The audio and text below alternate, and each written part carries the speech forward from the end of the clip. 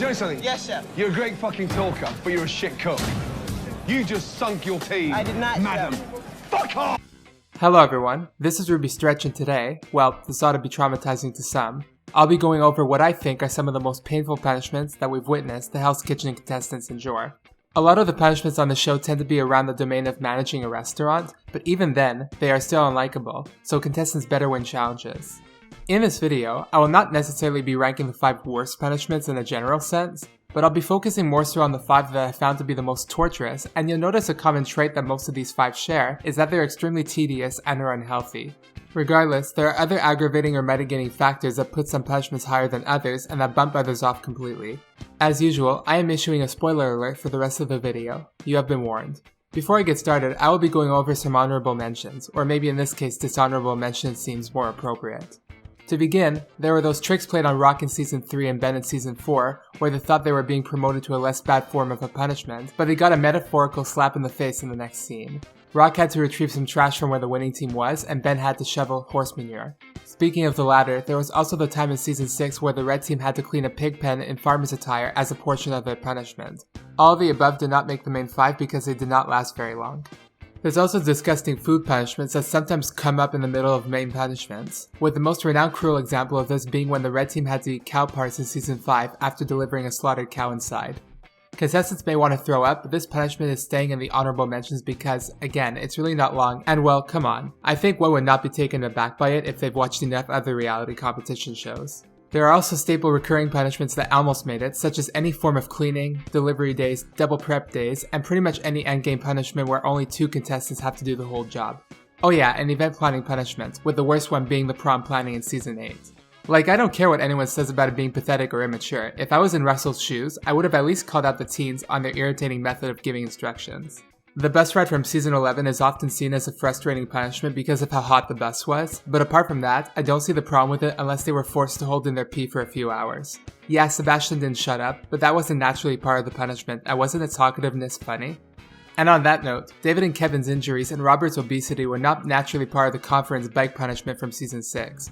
The producers 100% messed up with the team they gave that punishment to, but there wasn't anything really bad about it itself aside from maybe the heat. The last of my dishonorable mentions goes to when the Season 11 blue team had to scrub the paint off the race course. This one was so close, you know what, we could make this number 6. The thing is, even though it seemed like one portion of their overall punishment, it was also probably the longest based on the timestamps.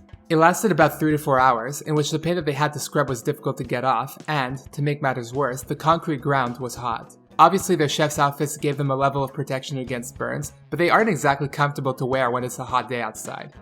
Now moving on to number 5, though I did mention general cleaning and event planning punishments, there was one specific punishment that combined aspects of these two in such an annoying way that I could not just ignore it.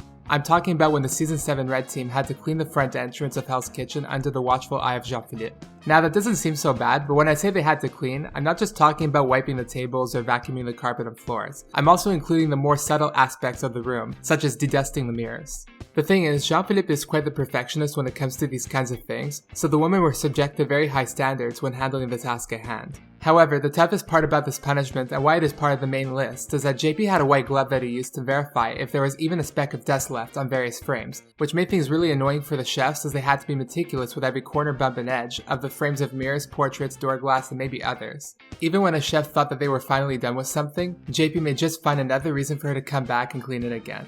Once they were finally done with this, the women had to prep both kitchens in time for service and, due to the amount of time it took for them to clean the front entrance up to JP's standards, there were concerns about not being able to completely prep both kitchens on time. Thankfully, the red team succeeded, but they didn't really have a break before being launched into service. And number 4 is when the Season 1 blue team had to cook in the second service with no air conditioning. Seriously, what the heck were Ramsay and production thinking here? If it gets too hot, chefs can faint. The blue team had already been punished earlier by being tasked with cleaning squids in preparation for the following dinner service, so they had moved on by the time that service came. Out of nowhere, Ramsay revealed that there would be a second part to the punishment, no air conditioning for the service, in order to test the blue team the same way he and his cooks were tested during the opening night of his restaurant featured in Boiling Point. What Ramsay left out was that his cooks took breaks every now and then, just so they could catch some cool air, an opportunity that the blue team would not have. On top of that, sous chef Scott put a thermometer in the room, probably to show to the viewers how hot it would get, but this also rubs in the blue team's faces that their night was going to be more difficult than usual. They did visibly sweat and occasionally drink water, but these conditions didn't really affect their performance as they still won the service even though both teams performed about as badly as you would expect them to do in the earlier seasons. Now, there are two factors that keep this punishment from being higher up in spite of how dangerous it might look. First, come on, the thermometer was exaggerated. 140 degrees Fahrenheit equals 60 degrees Celsius, which is still higher than the heat record in Death Valley. Realistically, I think the chefs might have experienced a temperature somewhere in the 30s, and even then, what Ramsay and his team experienced on boiling point seemed to be worse based on the fact that we could see sweat dripping from their faces. Second, there are claims that Hell's Kitchen just doesn't use air conditioning period, or at least they didn't for a stretch of time, in order to increase the likelihood that a chef will screw up. So maybe this punishment hasn't come back simply because it became the norm. And number 3 is the peppercorn separation punishment that's seen in Season 17 All-Stars and 21 Battle of the Ages. This punishment is probably the one that you could associate the most with the saying, "It's like chewing glass." In either instance, Ramsay revealed to the punished chefs that a shipment of peppercorns would be arriving soon, but that they would be mixed up, so they would have to be separated by color and manually by hand before being grinded by hand as well. In Season 17, the red team also had to clean up the huge mess on the carpet caused by the blind taste test, while in Season 21, the losing Black Jackets also had to prep pistachios for service by hand. So, this punishment is incredibly tedious and just mentally tiring because one has to keep their eyes focused on the task at hand, which can maybe make the eyes sore, especially since there is a contrast and overflow of colors bundled together. And as Alejandro put it, when you've got big hands with sausage fingers and you have to pick up itty bitty peppercorns, it is not a good time. Yes, the chefs can use a pair of tweezers to pick only one up without obstruction more easily, but even then, picking up a peppercorn with a tweezer seems to be almost like passing a thread through a needle. It's doable, but doing it just once is frustrating enough, so why do it a gazillion times? Okay, maybe I have a bit of a bias because my fingers tend to tremble, but for real, this punishment is a pain in the butt.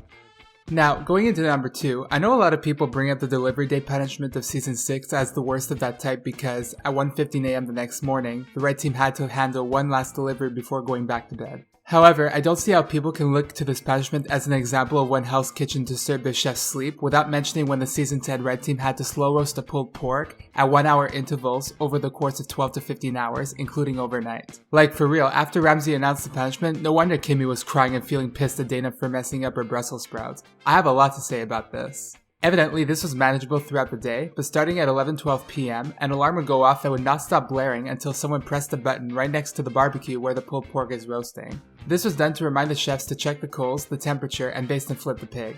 At this point, the rest of the punishment became absolutely horrendous. Since the alarm was extremely loud and annoying, the women wouldn't have been able to properly strategize the turns they would be taking so that they could each have only 1 or 2 interruptions of sleep.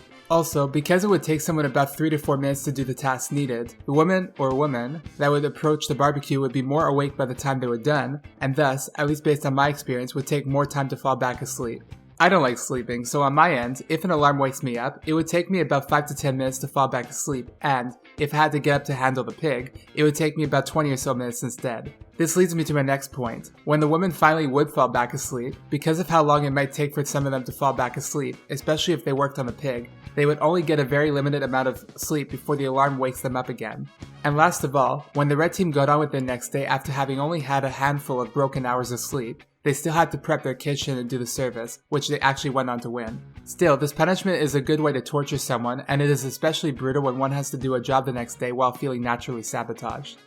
And finally, at number 1 is any recycling day punishment. Seriously, screw this punishment! Especially when it happens towards the endgame, which means that all the work has to be done by like 3 people. You'd think that with the show's success and Ramsay's success and the high quality food and presentation of the restaurant to the customers that they'd at least invest in separate bins for trash, recycling, and compost. But no, it's a TV show after all, and there have to be some punishments ready for the chefs to suffer through, so everything is dumped in the same place and, later on, contestants that lose challenges have to sort out every single item into those 3 categories. Basically, though this punishment is maybe not as tedious as peppercorn separating, it still is, and what amplifies this feeling is the fact that you would kind of feel like you had just wasted time by doing this simply because the waste could have been kept separate in the first place. Actually, it can be about as tedious at times because chefs are sometimes asked to rinse out the recyclables as well. It also doesn't help with sweat that the chefs are wearing goggles, white gear, and plastic gloves in the heat. What really confirms this punishment's place as the most torturous punishment and also probably the worst overall punishment is that it is so gross. As the contestants have to open the plastic bags, they have to deal with all the foul stench, sort through moldy, visually unappealing trash, and worst of all, they're going to stumble into a maggot or 2 every now and then. Like, there's a reason why why many people, like yours truly, don't become garbage men. So imagine having to deal with the inside of the garbage bags manually over the course of a few hours. I think my appetite would be gone for the rest of the day. So there you have it. These were the 5, or 6 I guess, most torturous punishments in Hell's Kitchen. With so many punishments having taken place, is there one that you think I've forgotten? Do you think I'm overreacting with some of these? Were these punishments entertaining to watch or just cringe? Which of these do you think you can handle the best, and which of them do you wish you'd never ever encounter?